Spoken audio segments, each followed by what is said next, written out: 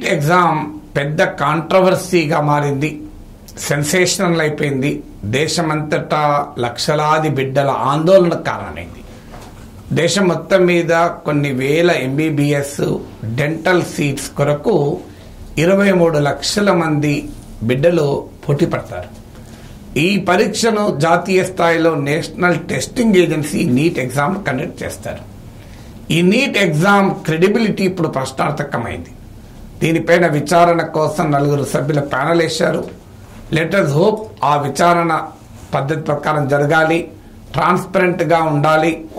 NEET exam జరిగిన తీరు పైన వ్యక్తమవుతున్న అనుమానాలకు ఒక పుల్ స్టాప్ పడాలి. కానీ ఏంటి వివాదం? ఫస్ట్ పాయింట్ ఏమొచ్చిందంటే, ఈ ఎగ్జామ్లో 720 మార్క్స్ ఉంటాయి, 180 క్వశ్చన్స్ ఉంటాయి, 720 మార్కులు ఉంటాయి. అంటే అన్నీ కరెక్ట్ చేస్తే ఒక్క క్వశ్చన్కు కరెక్ట్ ఆన్సర్కు 4 మార్క్స్ ఉంటుంది, రాంగ్ ఆన్సర్కు ఒక మార్క్ మైనస్ మార్క్ ఉంటుంది. అంటే 180కి 180 కరెక్ట్ చేస్తే 720 మార్క్స్ వస్తాయి. ఇలా 180కి 180 కరెక్ట్ చేసి 720 తెచ్చుకునే వాళ్ళు కొద్దిమంది ఉంటారు. ఇది మామూలు విషయం కాదు కదా పర్ఫెక్ట్ స్కోర్ అవటానికి. కానీ ఈసారి ఎన్నడూ లేని విధంగా 67 మందికి 720కి 720 వచ్చింది.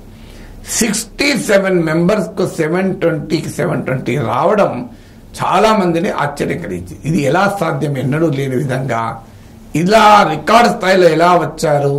ఎక్కడైనా పేపర్ లీక్ అయిందా అనే క్వశ్చన్స్ మొదలై నీట్ రీ ఎగ్జామ్ పెట్టాలన్న డిమాండ్లు కూడా మొదలయ్యాయి.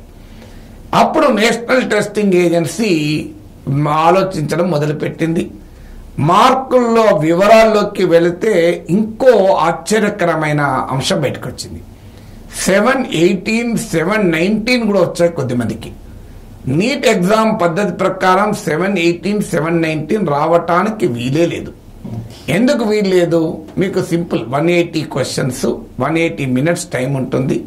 కరెక్ట్ ఆన్సర్కు 4 మార్కులు, 4 మార్క్స్, రాంగ్ ఆన్సర్కు 1 మార్క్. అజ్యూమింగ్ ఒక స్టూడెంట్ 180కి 180 కరెక్ట్ చేశాడు, 720 వస్తుంది. అజ్యూమింగ్ దట్ ఒక స్టూడెంట్ 179 క్వశ్చన్స్ అటెంప్ట్ చేశాడు, ఒక క్వశ్చన్ అటెంప్ట్ చేయలేదు, దానికి 0 వస్తుంది. కనుక 179 into 4 716 మార్క్స్ వస్తాయి.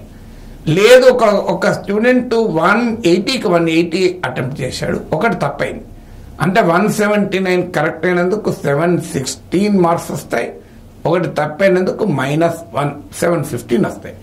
అంటే వస్తే 715 రావాలి, 716 రావాలి, 720 రావాలి. 718, 719 వచ్చే అవకాశమే మ్యాథమెటికల్గా లేదు. ఎలా వచ్చాయనే ప్రశ్న ఎదురైంది. అప్పుడు మెల్లగా నేషనల్ టెస్టింగ్ ఏజెన్సీ వివరాలు ఇవ్వడం మొదలుపెట్టింది. ఏం జరిగింది అంటే, ఒక క్వశ్చన్ ఫిజిక్స్లో 2 ఆప్షన్స్ రైట్ గనక అది ఏది పెట్టినా మార్కులు వేయడం మొదలుపెట్టారు, ఏది కరెక్ట్ చేసినా. దానివల్ల ఏమైంది, నీవు 2 ఆన్సర్లు కరెక్ట్ గనక అది ఏదో ఒకటి పెడితే మార్కులు వచ్చాయి.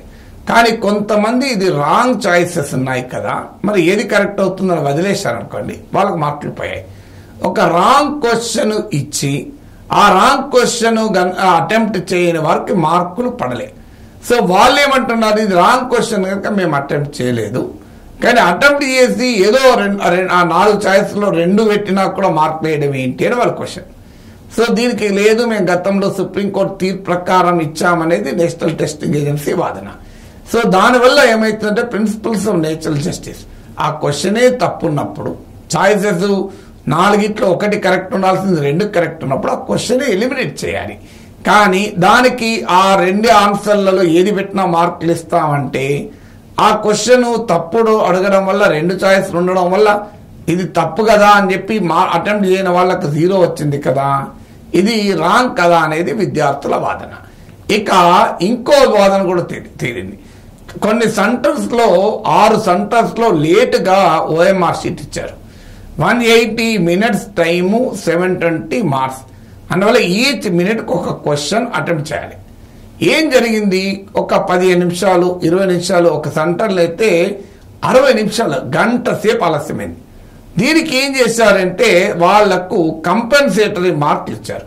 60 నిమిషాలు ఆలస్యం అయితే నిమిషానికి ఒక క్వశ్చన్ చేయాలి కనుక 60 క్వశ్చన్లు వాళ్ళు చేయలేకపోయారు కనుక 60x4 240 మార్కులు యాడ్ చేశారు. ఆశ్చర్యంగా 30 నిమిషాలు ఆలస్యమయ్యారనుకోండి 30x30 క్వశ్చన్లు కనుక 120 మార్క్స్ యాడ్ చేశారు. ఇలా అడ్డగోలుగా మార్కులు యాడ్ చేయడం వల్ల 1500 మంది స్టూడెంట్ మార్కులు మారాయి. ఇందులో నేను మొదట్లో చెప్పిన 720కి 720 వచ్చిన 67 మందిలో 44 మంది ఈ ఫిజిక్స్ ఎగ్జామ్లో మార్కులు రాంగ్ క్వశ్చన్ మార్కులు వేయడం వల్ల 720 వచ్చాయి. ఇంకో 6గురికి ఈ టైం కంపెన్సేషన్ వల్ల కూడా 67 వచ్చాయి. అందువల్ల ఈ నేషనల్ ఇంకా ఆరోపణలు ఒక సెంటర్ నుంచి అబ్నార్మల్ గా కూడా ర్యాంకులు వచ్చాయని ఒకే సెంటర్ నుంచి. ఇది నీట్ ఎగ్జామ్ క్రెడిబిలిటీని ప్రశ్నించింది. ఎందుకంటే ఇది హైలీ కాంపిటేటివ్ ఎగ్జామ్. ఒక్క క్వశ్చన్ తోని నా ఒక్క మార్కుతోని అసలు ఈ గవర్నమెంట్ కాలేజీల సీటా ప్రైవేట్ కాలేజ్ సీట్లో తేడా తెలిసిపోతుంది. గవర్నమెంట్ కాలేజ్ సీట్ అయితే కొన్ని వేల రూపాయలతో ఎంబీబీఎస్ కంప్లీట్ అవుతుంది. ప్రైవేట్ దాంట్లో అయితే లక్షల రూపాయలు కట్టాల్సి ఉంటుంది. సో మామూలుగా తెలియదు ఒక స్టాండర్డ్ కాలేజు ఒక నాన్ స్టాండర్డ్ కాలేజు అసలు యొక్క అడ్మిషన్ రావడము రాకపోవడం కూడా 1 మార్క్ డిసైడ్ చేస్తుంది. అలాంటి హైలీ కాంపిటేటివ్ ఎగ్జామ్ జీవిత కాలపు ఆశయము ఏళ్ల తరబడి కృషి బిడ్డలు వారి తల్లిదండ్రులు గంటల తరబడి రాత్రులు అనక పగలనక చదివితే నేషనల్ టెస్టింగ్ ఏజెన్సీ వారి దౌర్భాగ్య పని వల్ల వారి అసమర్థత వల్ల పరీక్ష నిర్వహణలో లోతుపాతుల వల్ల ఇంత అన్యాయం జరగడం అనేది న్యాయమా? అందువల్ల ఇప్పటికైనా దీనిపైన విచారణ సమర్థవంతంగా జరగాలి. దాపరికం ఉండకూడదు. ట్రాన్స్పరెంట్ గా ఈ రిపోర్ట్ పబ్లిక్ డొమైన్ లో పెట్టాలి. ఇది ఖచ్చితంగా ఈ ఎగ్జామ్ యొక్క క్రెడిబిలిటీని కాపాడాలి. రాంగ్ స్టూడెంట్స్ రేపు మెడిసిన్కి ఎంపిక అయితే రేపు వాళ్ళు డాక్టర్లకి కూడా సమాజం మీద పడతారు. అందువల్ల రైట్ స్టూడెంట్ నష్టపోకూడదు, రాంగ్ స్టూడెంట్ రివార్డ్ కాకూడదు. నేషనల్ టెస్టింగ్ ఏజెన్సీ అసమర్థతకు విద్యార్థులు బలి కాకూడదు, కుటుంబాలు బలి కాకూడదు. ఇంత ప్రాధాన్యత కలిగిన నీట్ ఎగ్జామ్ క్రెడిబిలిటీ ప్రశ్నార్థకం కాకూడదు. అయితే ఎన్టీఏ వాదన ఏంటంటే పేపర్ లీక్ కాలేదని వాదన. పేపర్ లీక్ అవడము లీక్ కాకపోవడం ఒకటే కాదు, ఎట్టి పరిస్థితుల్లో కూడా ఎగ్జామినేషన్ క్రెడిబిలిటీ కూడా కీలకం. తెలంగాణలో మనం చూసాం కేసీఆర్ ఓడిపోవడానికి అనేక కారణాల్లో public service commission group 1 examination ఇతర ఎగ్జామ్లో జరిగిన పేపర్ లీక్లో కారణం.